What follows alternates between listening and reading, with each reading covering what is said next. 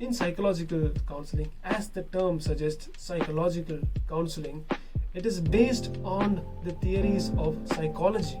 Now the question would arise in your mind, what exactly is psychology?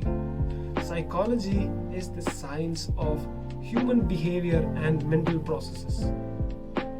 So all the actions that I do here with my hand or with my leg or with my body are behaviors, and mental processes are the thinking processes that we do in terms of remembering, in terms of forgetting, in terms of solving problems. So all these thinking processes are nothing but mental processes.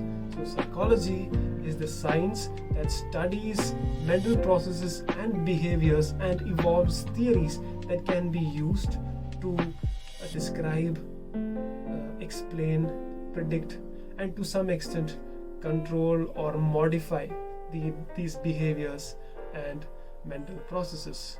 So these theories help in the process of counseling. So it is not advice giving, it is rather a more scientific process of helping a person to understand themselves and then to identify the problem in the different contexts that it is happening, and using this understanding of themselves and the challenge that they are facing, and using the principles of psychology to overcome the challenge or to cope with the challenge, to overcome the problem or to cope with the challenge. Now, an example for that.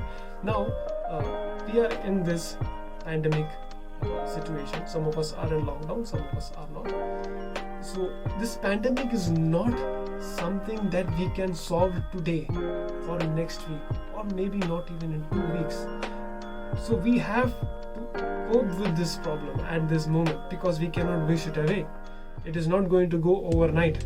It's not going to go away just because if we follow the principles or the precautions just for one day.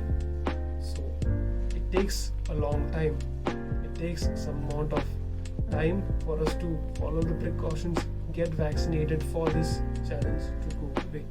So here is a challenge that we need to cope with, whereas some challenges can be solved, some problems can be solved. So this is how counseling addresses it.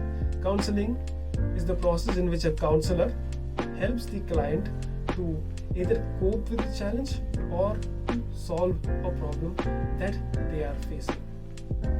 And in the counseling process, it is very important for all the counselors to understand the client as a person first in order to understand the challenge that the client is going through. And when they have an understanding of the client and they communicate this understanding back to the client and they get an understanding of the problem, these two knowledge coupled with the knowledge of psychology can help a client to face the challenges, either to cope with these challenges or to overcome the challenge.